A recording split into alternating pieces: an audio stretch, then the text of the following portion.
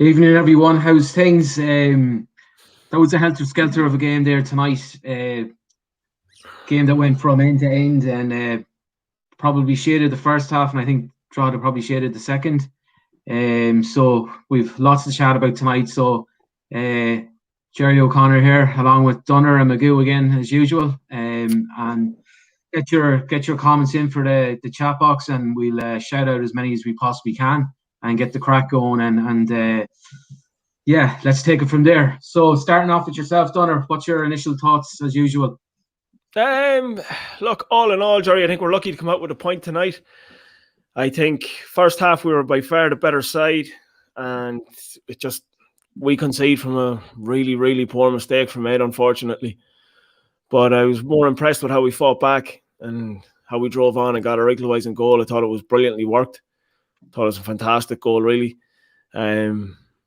And after that, second half, I thought we were the better side when we came out as well. And I think we tired. I just think we tired from about 68th minute on, 65th minute on. I think we really fell off and they just pressed on. I think they attacked our right-hand side an awful lot. I think Banks, you could see, was tiring an awful lot. And you could see he was giving away sloppy passes. But I think all in all, like we even had a couple of chances towards the end ourselves. So we could even come away with the win, but it wasn't to be. Yeah, I think we kind of touched on it there. The first half was really, really toe to toe, and in fairness, they came out of the second half, and we almost caught them on the break a couple of times. But just the final ball, and I think De Vries had a decent chance. He just couldn't get his head on it a couple of minutes from the end. So yeah, we could have snatched this. They could have won it, and possibly a draw was the fair result, and we might be happy to get out of there with it. So moving on to yourself, Magoo. What did you think of Head in the Game Park tonight? What did I think of Head in the Game Park or the actual game? I think Head in the Game Park's a shithole, but the game was the game, as Sean said. I think in the first half we were the better team. We looked comfortable in the first half, to be honest with you. Yeah. I mean, after they scored as well, like we still looked a better team. Second half we didn't look comfortable. I think every time they attacked, they looked like they were going to get a chance at least. Maybe not. We didn't look like we were going to concede every time, but they definitely always looked like they were going to get a chance. Whether that was Niall missing in midfield, he usually sip deep maybe and offer a bit more protection. I don't know. As Sean said, Banks tired in the second half too. Could have had something to do with it, but we just looked like the lack of composure in the second half compared to what we had in the first half. And it was a helter skelter. Like as Fabio was saying, I think it was great advertising for the league. But I didn't think. I thought it was end to end stuff and that, but I didn't think there was great amount of quality on the ball from either side. Like really, no.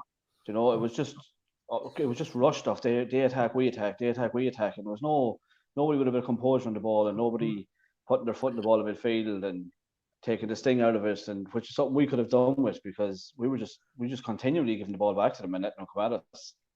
Very cup game stuff. Yeah, I think we missed that bit of composure tonight. That we normally would have, and I suppose when you take 2 out of 3 normal starting midfielders, centre midfielders, it does take away. But just staying as well with yourself, Magoo, on that, how did you think the new man Blaney did, considering that I don't think he played a minute even in pre-season? Yeah, no, he look. All the reports you heard of him before he even signed, and then since he signed and stuff, is that he's a great footballer, and you can see there's plenty of football in him. You can see that tonight. He does look comfortable on the ball, especially for like he's a centre half by trade, I think. So, but he does look very comfortable on the ball. I'd say in a couple of weeks when he's up to full match fitness and that, I'd say there'd be no bother sticking him into centre midfield, and he can play left back as well. Like so, I think he'd be a great addition moving forward for the rest of the season now if he can stay fit. Yeah, he's a big. Obviously throwing him in tonight into a game. Go on. No, I was just going to say throwing him in there and tonight now into like an unusual position for him, like for his first start, was a big ask. Like he obviously tired in the second half. Yeah. What do you reckon, Sean? He's a big lad, isn't he? He's bigger than I thought he was. Jeez, yeah, a lot bigger than I thought he was. He's fucking big, strong lad as well. He's not lacking. He's obviously been getting the good dinners up in Donegal since he came home. So he has. No, actually, I was very impressed with him, especially coming in like being a natural centre half and making your debut in a centre midfield away at Drogheda it's not an easy feat. Like, so I was actually very impressed with how he played. He didn't tear up any trees or anything like that, but he went about his business properly, made some vital tackles, played the ball around nicely. He was just in and around the right areas. But like that, as Magoo says, once he settles into himself, he's going to be a great addition going forward. And I think even at centre half, judging by his ball playing ability, I think he could be one to give Gary Buckley a rest every now and then and be that playmaking centre half. Yeah, and I thought the booking for Blaney was quite harsh. I wonder, did it affect his game, Sean? A fucking ridiculous booking, by the way. Like, what a tackle! It was all ball. Like, all you could hear was studs hitting the ball. It was fucking beautiful tackle. So it was. It was absolutely ridiculous. But that refereeing performance. It's the same thing. We'll probably go into it on the podcast as well on Wednesday night. The refereeing is just a joke. It's an absolute joke. He was a disgrace tonight, so he was from start to finish for both teams again. He was really poor. But no, it did, and it killed his game a little bit, Jerry, because I suppose he would have got nervous on his debut that he gets sent off. Like, so you know what I mean? It automatically takes him back a step or two. Yeah. And I think I thought he was gone there. Yeah, but that was like, how can the ref, like, the ball was in the air and it's dropping, right? So the ball hasn't hit the referee's blown the whistle. The ball's coming down. It hasn't hit the ground, and he's kicked it. That's your natural instinct. You cannot give someone a yellow card for that. And he was going to give it, because he's given the first one.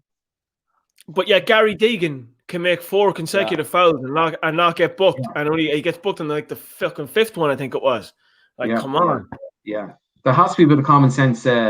Look, in fairness, he did in the end apply common sense, but you know, I just don't understand stuff like that at times, and as fans, I think it just wrecks our heads altogether, you know. But having said that as well, I think in the lead up to our goal, in the lead up to their goal, I thought Buckley was fouled, and he gave the foul against Buckley, and they scored from that, Magoo. Did you notice that? I didn't. No, I didn't see the lead up to it. Remember, I was putting on the group that my stream at the start was. Oh, it was 100% the foul on Buckley. Buckley was lying on the fucking ground. Yeah. So, and he got a free given against him. Who was it? Wasn't Lyons? Was it Deegan? Was it on Deegan? Yeah. But Deegan was on top of Buckley. So how the fuck Buckley got the fucking free given against him? I'll never know. 99 times out of 100. It's yeah. But having said that, lads, I suppose in the lead up to our goal, I saw the goal though. So yeah, no matter what the free was from, like, the goal was really poor, really bad. I was really surprised at Ed. So I was, but one thing I have to say though, Ed stayed consistent throughout the whole game because he didn't fucking catch a thing. Yeah. And look, in fairness, he's. I think Magoo, you said there the last night that every goalkeeper has made a mistake this season, and I think Ed hasn't made a mistake in the league games. He did in the preseason, but not in the league games, and I think that was his mistake tonight. But obviously, it was his mistake. That was his first, you know. No, am I wrong? Dundalk at home. Dundalk. Oh yeah. Ed was the first one to make the mistake. Ed was the first one to make the mistake, and that was gone around all the keepers. He started round 2. So it's going around again.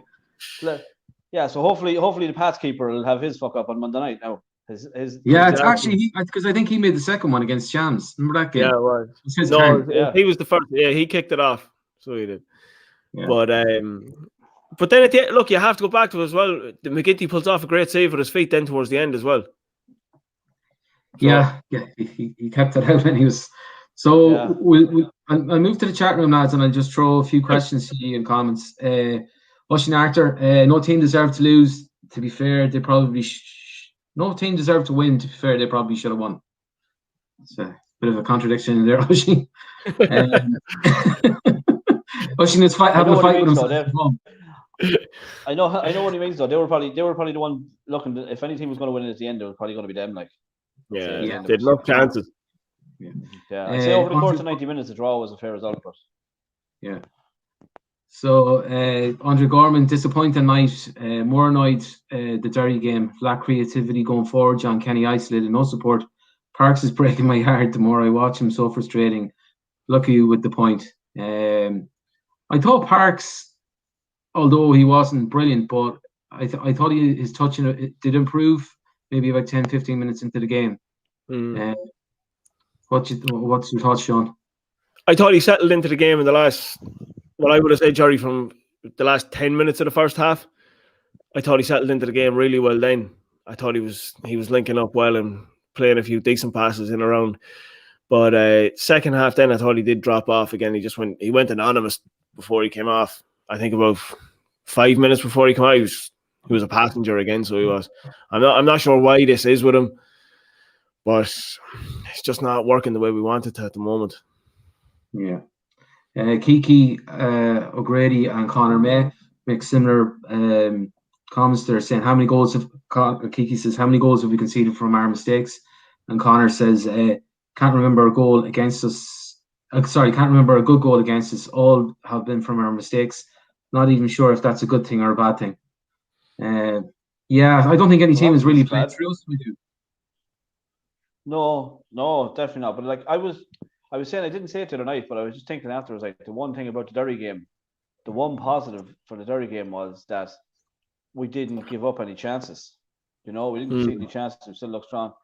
But like, as the comments there says, like, I don't know if it's a good thing or a bad thing that teams are scoring from our mistakes. It's obviously going to be a bad thing because you can't keep making mistakes that lead to goals every game or every other game even. Like, it's just that's going to come back and haunt you. And like we're getting away with it nearly in a lot of games now because we're picking up points out of it. Like a point today, a point against Shams when it was the OG, a point out of Dundalk when we made a mistake. But like that's still going to turn from draws into losses. Like we keep making silly mistakes. It's just lacks of concentration on most of them. Like and it just means in a lot of games we have to score 2 to win a game.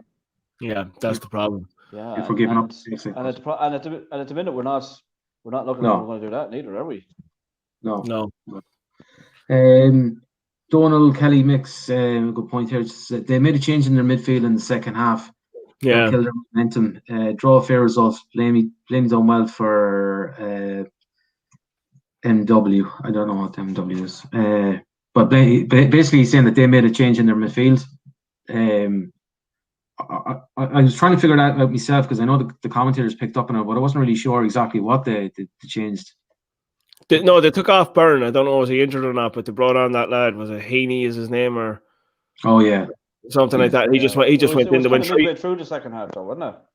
It was 5 minutes in. Yeah, it wasn't at half time. It was just into the second half. 5 minutes. 7 minutes in to be precise. So it was 7 minutes in, and they went 3 in the centre, and they actually cut out. What they actually done was they nullified Bulger. Because if you had noticed, Bulger was making driving runs, something I haven't actually seen from him this season. He was driving through players in the first half and then at the start of the second half, and he was actually making great ground. But I think when they went 3 in the middle, they actually cancelled that out a bit, and it did nullify us in the middle a good bit. I thought he was brilliant tonight, Bulger, though. He would have been my Rovers man of the match anyway. Yeah, he was everywhere. He was left. He was especially the first half. Wherever the ball was dropping, he seemed to be. Whether it was left, right, centre, he was always there picking up the pieces everywhere. I think he would have been going close to it probably for a minute. I thought McCourt was brilliant as well. One thing, and I don't know, would you agree with me, lads? Especially tonight, I just felt with McCourt he was very good and he played really well, but he's just hanging on to the ball just that couple of seconds too long. But I was just going to say it that he was hanging. But to me, it seemed to be he was looking for options. He turned. Yeah, well, you can blame it on runners as well. Yeah, there was none, and he was having to go try and hold on to it again to beat another man or go down the line with it, or when he wanted to give an earlier ball. Yeah, well, you can blame it on runners. That again could be missing Niall though, because Niall would always be that handy out ball. Yeah, he's always available, isn't he? Yeah, big time. And that, I suppose you're looking. Sorry, Jerry, you're looking at Blaney there as well, like, and it's hard. It's hard for him to be like Niall Morahan and be in those spaces all the time. He's not a natural centre midfielder. Like he's he's probably thinking, not to get caught out defensively as well. Do you know what I mean? To be moving in around into spaces, he probably wants to sit tight and just kind of hold his position a wee bit more. Yeah, and I suppose as a coming in to make your debut, your first game of the season, you haven't played a minute of football. You just want to, sit in, be steady, don't do anything too spectacular. Just play it safe, and and as you said there, Sean, he's not a natural centre midfielder like say Niall would be, and I think look, we're all in agreement that we missed that little bit of composure. And normally, if Niall is out, you'd bring Ollie in. Alzheimer's is kicking in. He would be the natural replacement for either Bulger or. Too much of this crack, Jerry. Yeah, not enough. I was too bloody stressed out watching the game. That's right, boys. Don't forget we're sponsored by the White Hag. Yeah, there's my boss. Look, boss. They're on inside there. Look. But just to say, Jerry, as well. Huh? There's a comment from Ryan Matthews. I tend to agree with him. They're saying, happy birthday, Ryan. Lad, breaking me heart. Great free kick in the 86th minute, and Bulger hits it in need of someone that we can rely on. Set pieces aren't amazing at the moment. Saying that now, we had 2 headers in the first half that we should have probably done better with. But yeah. I suppose, Bulger got my biggest fear when they were lining up for that free kick is it was going to go over the bar. And I was just saying, get it on target. I know it was a bit tame, but at least we made the keeper make a save. Yeah. And I suppose the keeper for Johnny's goal, Magoo, did you see the goal? With the Wi-Fi now, presumably seen it back. I did, yeah. Oh, yeah. Yeah. No, it was grand. I figured out the problem after that. The kids were upstairs on their tablets, and the young fellow was inside watching the other thing. There was too much, so I just kicked them all out, and then I was. So it has to be done. It's football. It's life or death. Priorities. But so the keeper spilled the shot from who took the shot?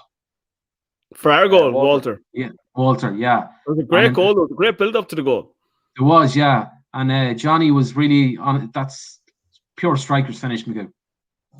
Instinct. Oh yeah, great instinct. But he was instinct. Yeah, straight away. Nobody else was moving, only him. Defenders, none of them. Nobody was reading. Yeah. He was on the minute Walter took the shot. He was off. He was gone. But it was that diagonal ball again from Buckley, from the fence out to the left. It didn't get to Walter, but Walter was cute enough to take a step or two back and pick up the clearing header. Yeah. What about his intelligence for that? Though? He knew he was never going to go and win that header, so he just decided to shrug off, hold it back, and use his body twist, and then he was gone on the turn. So he was. But do you know what the big thing for me is now? And here I am, fucking sounding like I'm trying to be like Michael Owen there on BT Sport, giving the strikers review. But for Johnny Kenny, he watches twice. We take 2 pot shots early on in the game, and the keeper spills the 2 of them. So he does. He parries them back out into a 6-yard area, and fair enough, he smothers them. Walter takes that shot on, and Kenny's in on that. He gambles on the keeper fucking making a mess of that again. Yeah, that's a predator's instinct. So it is. That's honest to God, he's a top quality striker, lads. For 17 years of age, it's unreal. Yeah, and it was definitely later. Say that again. That's not a Michael Owen comment. That's too sensible. What did Michael Owen say? If he scored that, it would have been a goal.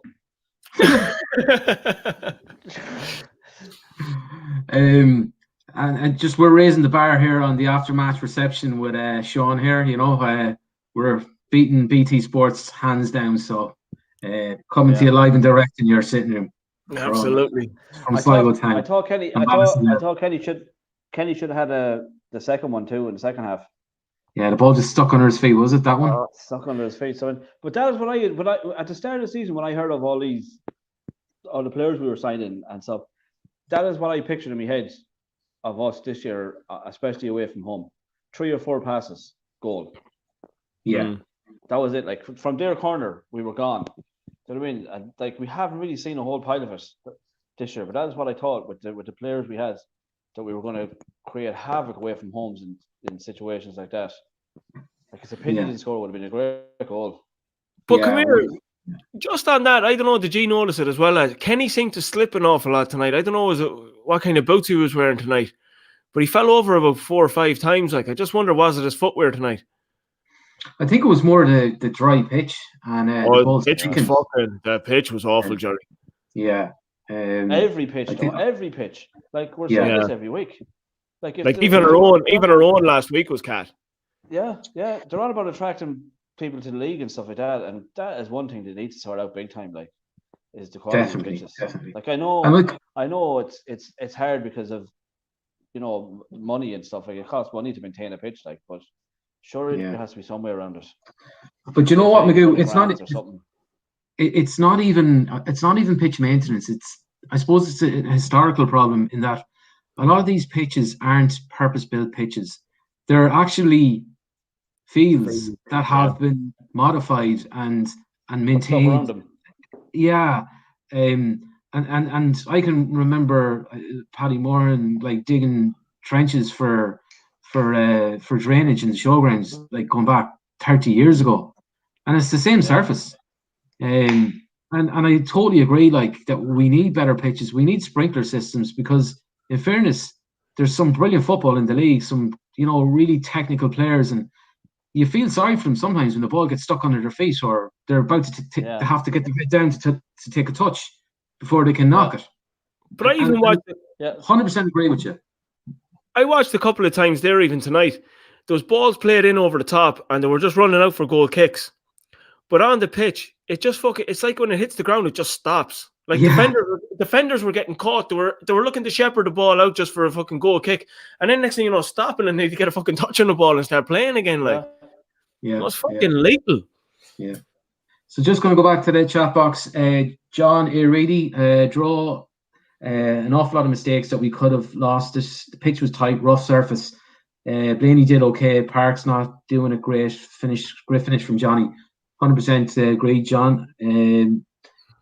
DJ Mulvey, completely agree with the lack of composure. I think we did miss more in doing the simple things in the middle and having us playing ball. Also, Coley is both a starter and an impact sub. Ronan Flanagan, I think we all agree with this. Ronan, only thing consistent about referees is that they're all inconsistent.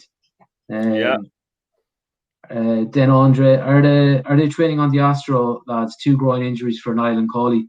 No, I would say less than 50%. Magoo, you could probably come in here, but I would think 50%. Usually less than 50% of the training is on the Astro, probably less.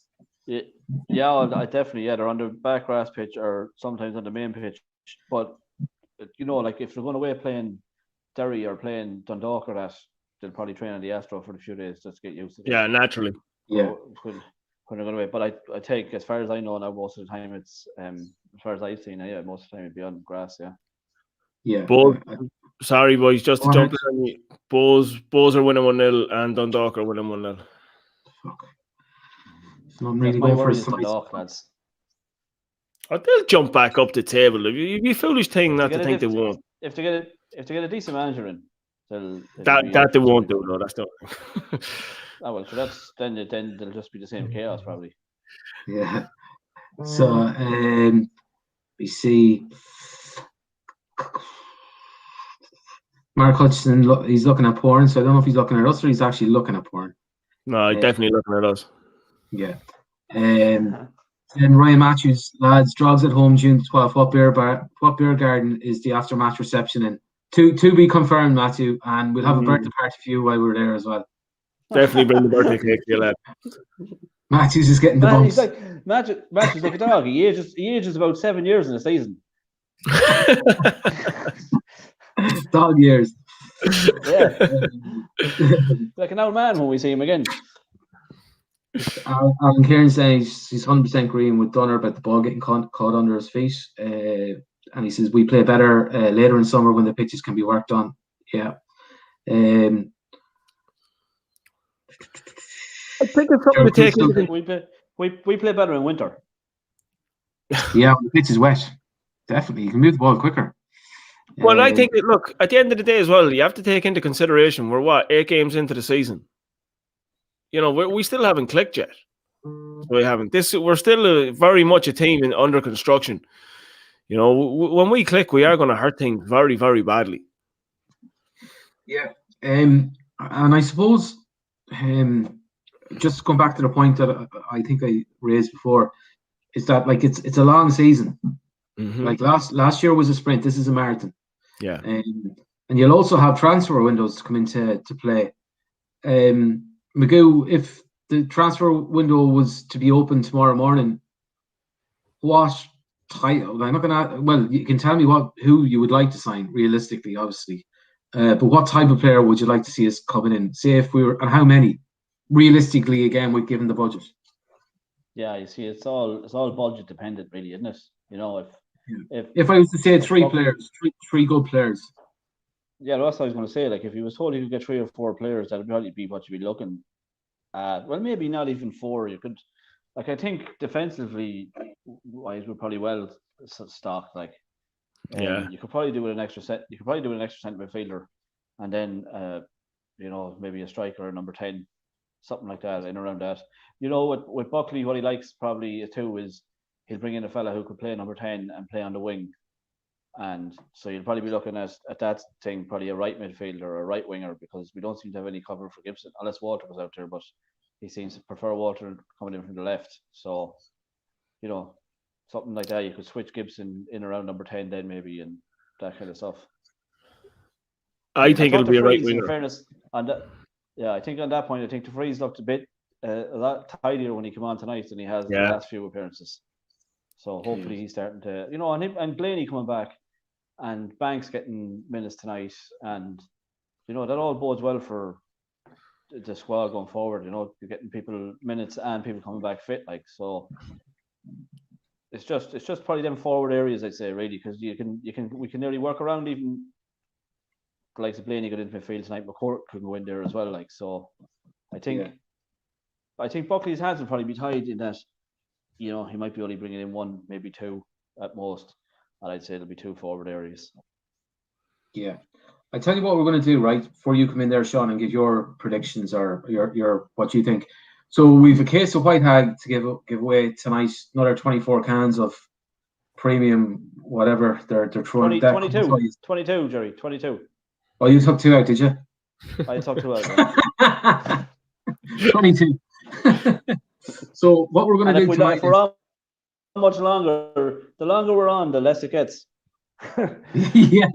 So you get your answers in quick to this. So what we're going to do, right? Just came to me there in a flash. Jesus Christ. So we're going to give away a case of White Hag, right, to whoever comes up with we think is the 3 best possible signings that are realistic that puts them in the chat box. No point saying Messi, Ronaldo, and all that kind of shite, like. But from within the league, or no, from within the league, from outside the league, it could be like, say, right, could be thinking for maybe Podge is maybe available in July. Could be Timu, Darren Noon, and Jesse Devers. Get the boys back. Get the band back together. I've got a button here where you're going to fall down through a chute, Donner, if you come out with answers like that in the future. We'll never see it again. I'd be fairly certain that the 3 of them are available right now if we really want them. Well, we're looking for realistic, good answers, because we're looking for scouts out there. But Donner, what do you think? Who would you like to see come? Like, you can throw in names if you realistically, or positions, or whatever you think that would make us better. 3 players. Realistically, I don't think there's any names you could possibly give, because we're not going to pay any money for anyone. So that strikes that off the table straight away. I don't think there's anyone that we know that's available.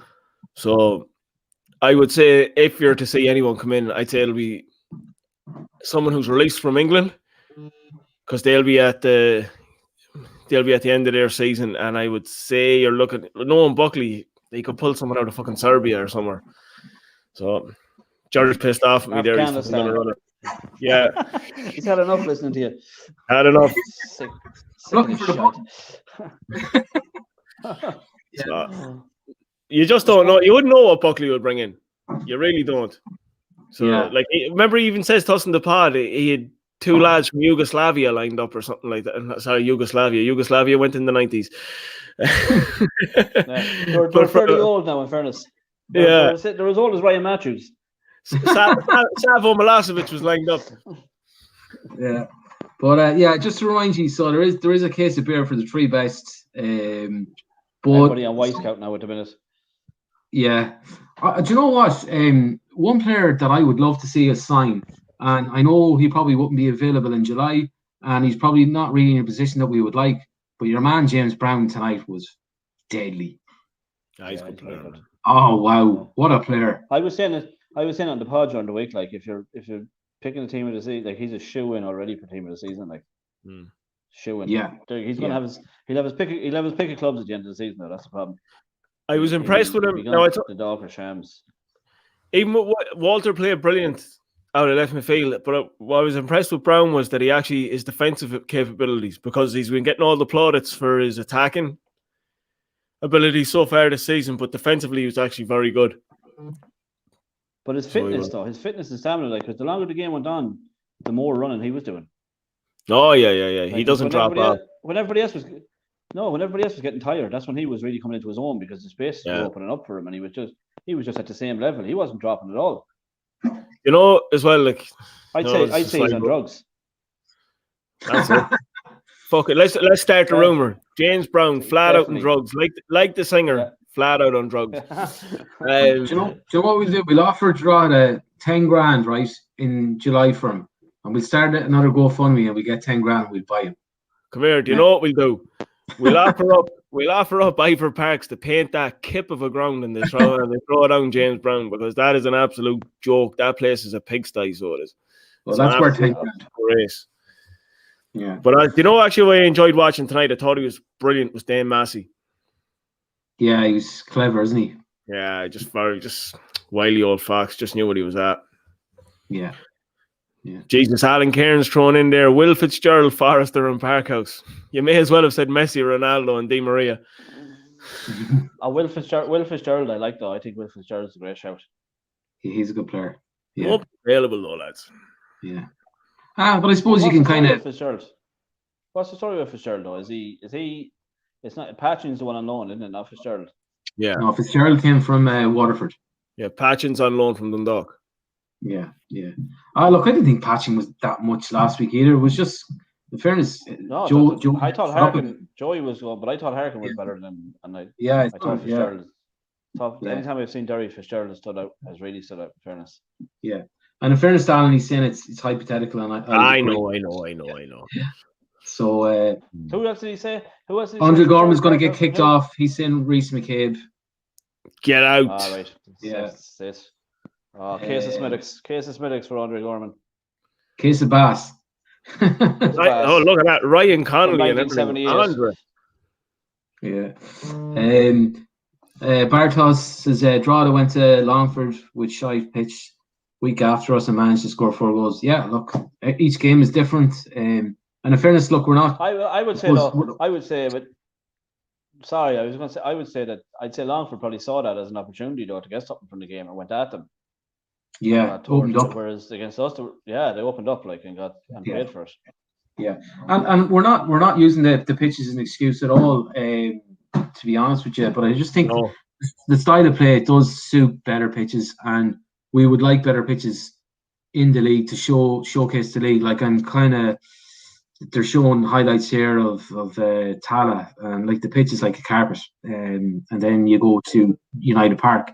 Like, we talk about consistency in the league, but there's no consistency in terms of pitches or stadiums, and that's what I think for the league to progress that's where we need to get to. Just going back to the chat box, because Jared Crystal, just one for you, Sean. Would you give Brushy a start on Monday or Friday? No, I don't think there's any need whatsoever. You won't see Ed have a game like that again for a long time. So you won't see. Ed's a very, very capable keeper. I think we've touched on it a few times now in the pod and everything else. When he makes a mistake, he's man enough to accept it and move on, play the game. Granted, he did drop a few tonight. I think maybe the sun had something to do with that. It was in his eyes maybe a couple of times, but you won't see that against Pats as well. He won't make them same mistakes.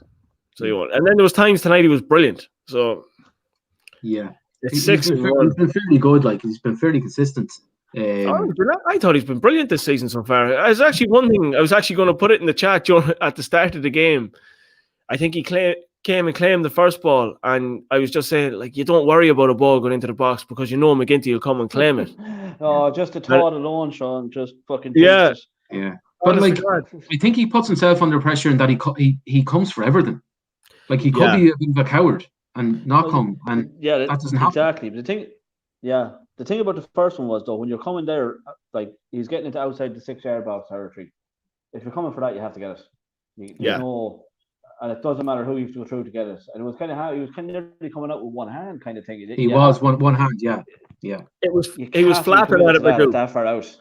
Yeah, he was never. Even if he made connection, even if he made connection with that, all he was doing was palming it to the 18-yard line at most. So he wasn't getting it any further. Yeah. So what I thought was worrying, like we conceded a lot of headers and stuff from set pieces. Like they had a lot of opportunities from set pieces, headers wise, and a couple of drop crosses and stuff like that. And for like against Harps, who you thought would be a bigger threat from set pieces, we didn't concede one. We looked so comfortable from their set pieces and long throw-ins and stuff like that. And tonight we just looked all over the place from it. Yeah. Come here. Yeah, no, I'm only looking at there's two comments there I want to pick up on, because one though is from Kiki, and he says Chris Kern as a signing.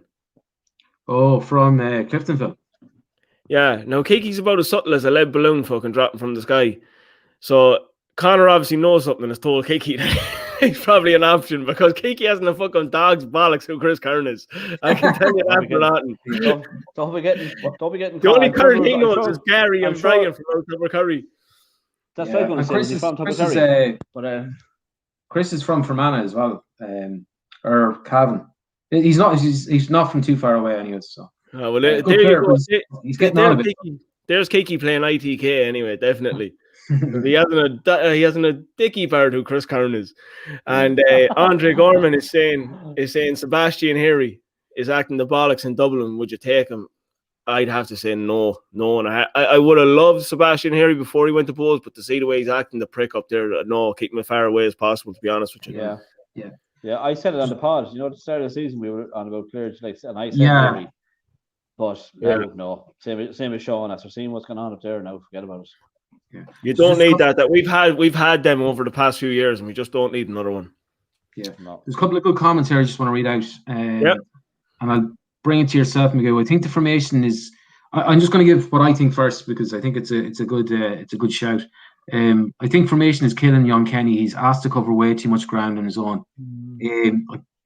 I think 100% agree that he's asked to cover way too much ground, but I think the number 10 isn't getting close enough to him. Yep. What would you think about that, Shane McGill? 100%. I was gonna pick you up there if you were saying he was that. I don't think he's been asked to cover too much ground. I think he's just covering it because no one else is. You see, like just an example, that fella who was playing on the left for Drogheda second half, McNally, the young fella.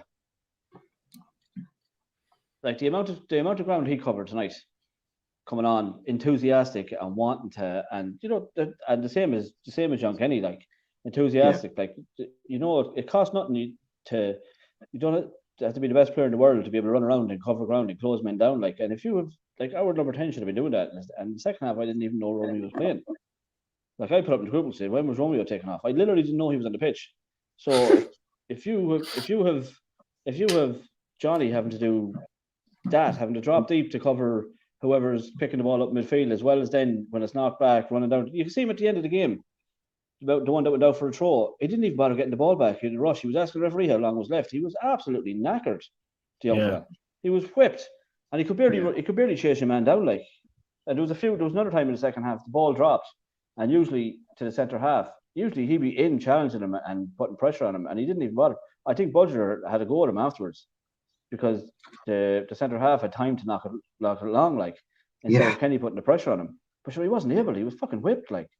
Yeah. And he needs the help. It's not that he's been asked to cover too much ground. Someone else should be fucking asked to cover some ground as well with him and take the load off him. Yeah, I think that's the nuts and bolts of the problem there, really. Brilliant question here, comments to Sean, and it's from DJ Mulvey. Mulvey.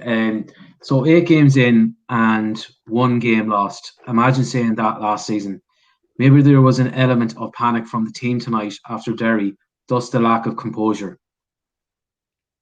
I would just add a little bit to that as well. I think when we were playing well, but when we went 1 goal down, I think, Jesus, surely panic kind of set in. When we went 1 down, I panicked. To be honest with you, I genuinely panicked a little bit. Oh, fucking hell, here we go again. I thought we looked more composed. No, but Magoo, just for about 5 minutes, we weren't settled. We were kind of a wee bit iffy. We gave the ball away a couple of times. It was a wee bit fucking messy for about 5 minutes, and then we just put our foot in the ball, settled completely, and took the game to them. And that's when I actually thought, that's genuinely, and look, people might think, oh, here, this fella's fucking rotten drunk. But that's when I knew there and then. I said, that's a team. We're a proper team. We're well able to fight back into a game properly. Not any luck going our way. I says, that's it. We fought our way back into that game. Got the goal we needed. Look, we went on from there. But genuinely, I thought the team they got back on top when they needed to. Just a couple of minutes, shaky couple of minutes after we conceded, but they were very quick to turn it around and get back on top. Yeah. So there's lots of shout outs coming in for players that we could possibly sign, and I would just go back to the point that Adam was making it's hypothetical, but being realistic at the same time. But people are only putting in 1 player, so we're looking for a group of 3 players who you would like to sign, I suppose, and being realistic at the same time. So we want to give a credit bear away tonight. So anything else from tonight, lads, that you want to bring up that springs to mind, or before we leave it? So we'll probably head off about 45 minutes. So we've roughly 3.5, 4 minutes to go now at this stage. Stephen Conway just coming in with a comment. Sorry, Magoo. Yeah. Comment there saying Parks isn't working hard enough to support Kenny. I think that's true to a certain degree. Yeah. So it is. It's like you have to consider, like, number 10 is a very hard position to play. So it is. You have to be the link between midfield and attacking. Like, you can't be lazy, and then you have to be the link out wide left and out wide right. You have to be supplying both channels as well. It's not for the faint-hearted. Like, to be honest with you, Romeo is better suited to the number 9, but for the way we want to play, Johnny is our number 9. Because he's the man who lead the high press, and you've seen it. He's got that predator instinct to jump in on mistakes that are made by keepers and everything. And if he keeps playing the same way he's going, sorry now to jump off Romeo and onto Johnny, but if Johnny keeps playing the way he's playing, he could end up with 10 or 15 goals this season. Yeah, definitely. Sean, I'm just going to ask you to do a favour. Will you go through the chat box and see where people have call out 3? There's some good shout outs now about the 3 players, and we'll make a shout then. You can just scan through it. So Ryan Matthews saying Adam Foley, Fitzgerald, and even Chris Lyons. He knows how to do the dog work like Kenny. Yeah, very impressed. Miguel was very impressed with Chris Lyons tonight. Well, yeah, like he's a workhorse, like, isn't he? Yeah. But he's enthusiastic, isn't he? He's enthusiastic. Yeah, there's no outstanding football from him or whatever like that. But that's just the point we were making about with Kenny and all. Like, in fairness to Lyons, he had support from the fellas around him. They were working as well. Do you know what I mean? Like, yeah, you can't have one man doing it all on his own. Like, you're not going to cover all the ground on your own. Like, you need help, and you need to, like, what the thing with Johnny is, he should be told, stick to a certain area of the pitch.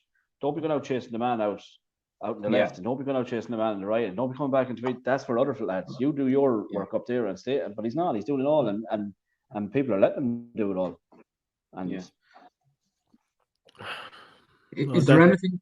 If you're so in terms of lineup, so we have obviously another game coming up thick and fast on Monday at 5:45 against St. Pat's.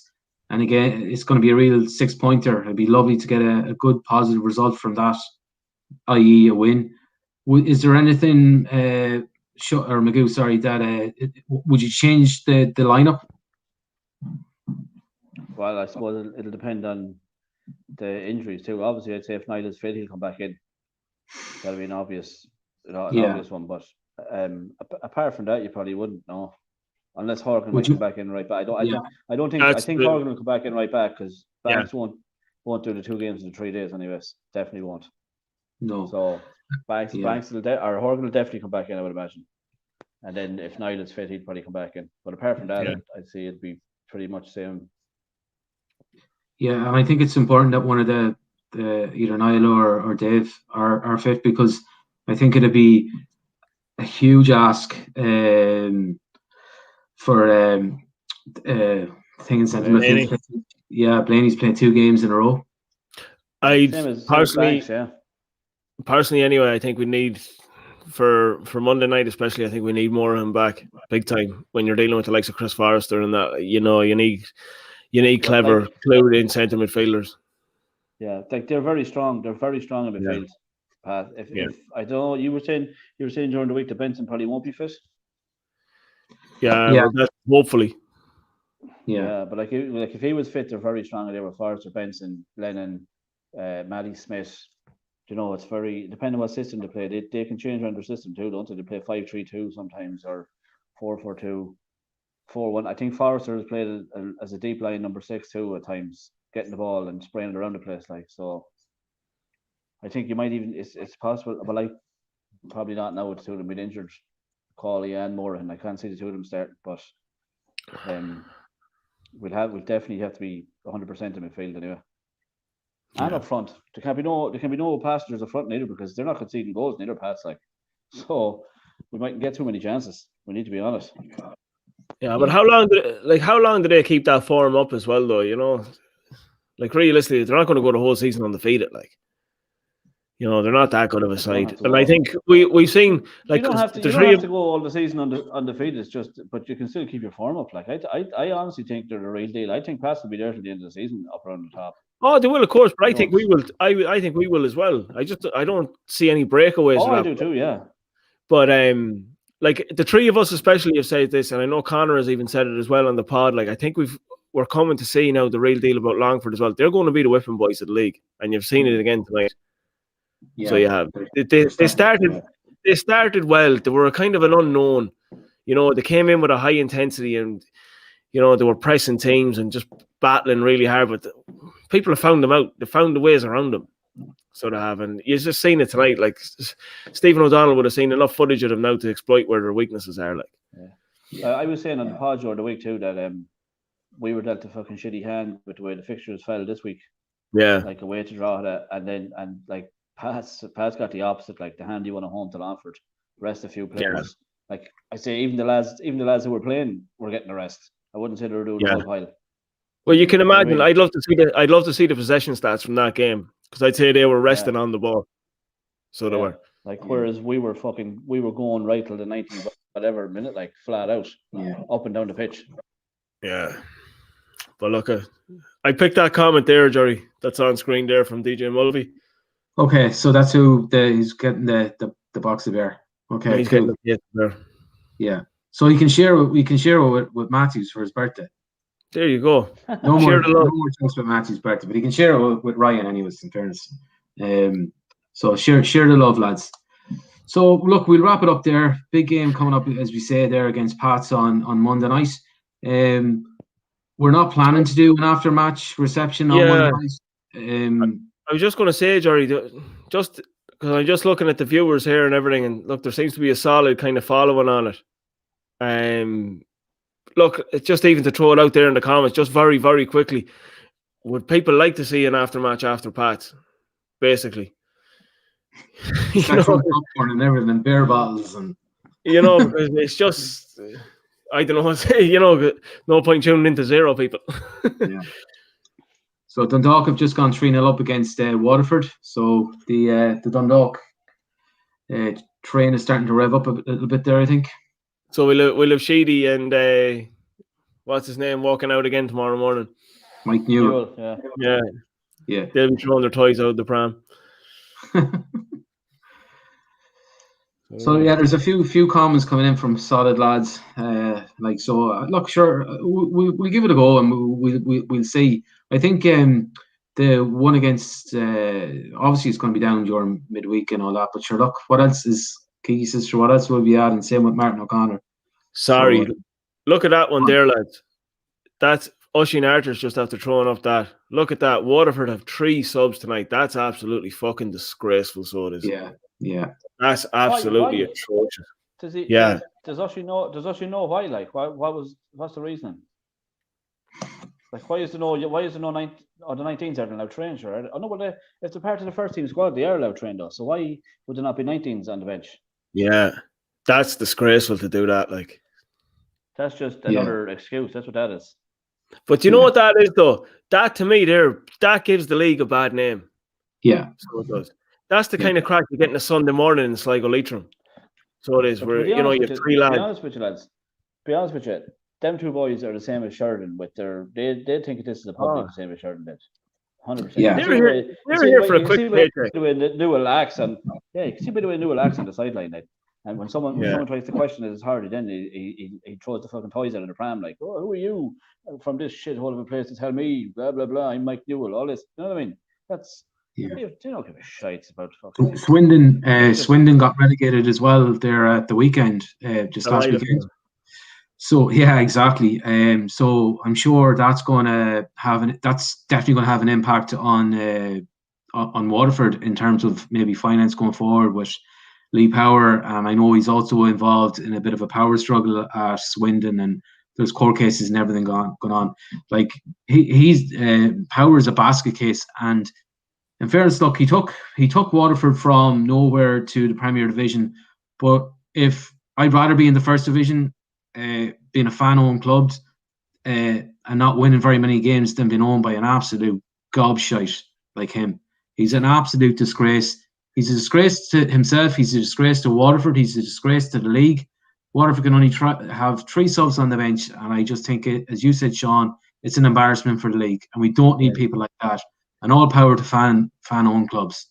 Jerry, my mother's from Waterford, and my cousin is a diehard Waterford City fan.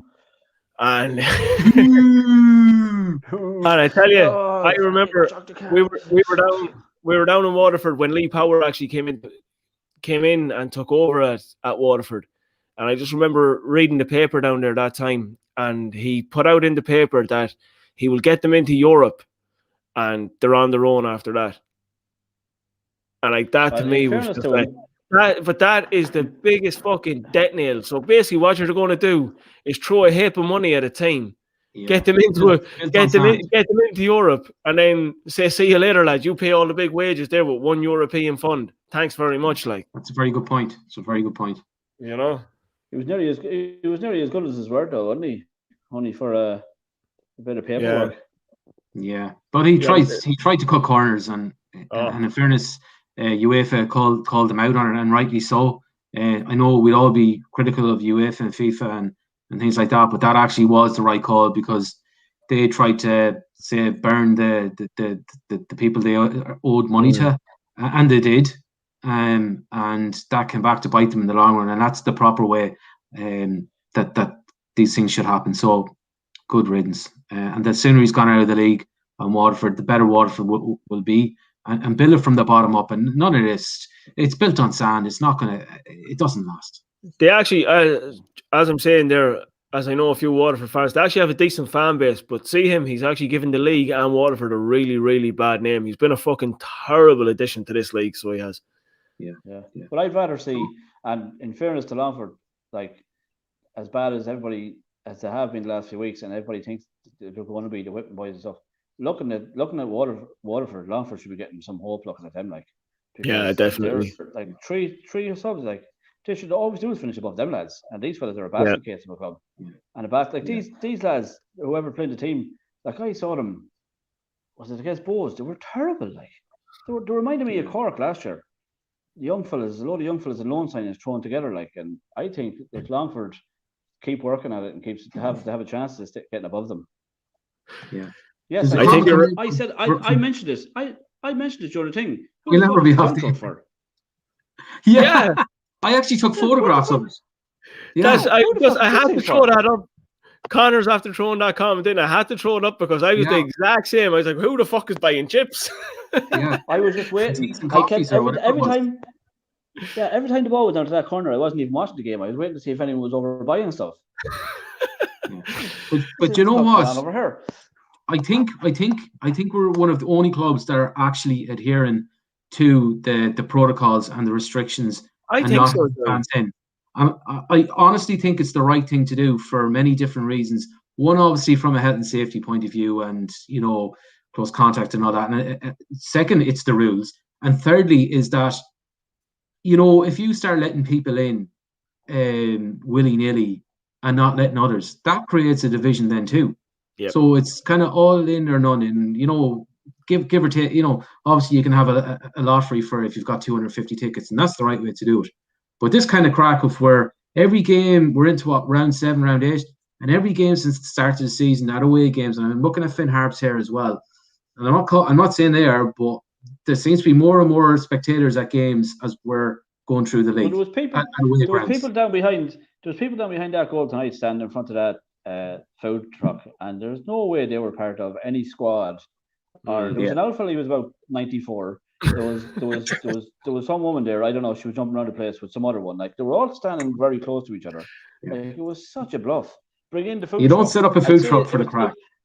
I'd say it was probably like the commitments. I'd say when they opened that food truck, about 17 people came out to the back of it, and yeah, I'm here to make the tea, and tell you. I'm the sugar expert. Lads, just before we drop off, and just all the lads in the comments there, and look, thanks a million for joining in. But look, just to say to you as well, all the lads in the comments, would you please do a wee shout for the shed end, because you're obviously listening to the podcast as well, and it'll be fucking brilliant to get some new voices in on that as well each week. So look, there's loads of you in there. If you do a shout for the shed end, and even just send it in and record it as a voice message for the Twitter page, into the Twitter account, send it into the Bourse Twitter account, and we can transfer it from over there. We'll get Connor to do that bit. So Park McKeown is saying, Jerry, tell us what you really think. So as you can see, I'm very passionate about fans and the way how they're treated and how clubs are run and things like that. It's just my kind of thing, and that's why we're kind of trying to do shit like this. So, but yeah, look, so we give her a run on Monday night after the game.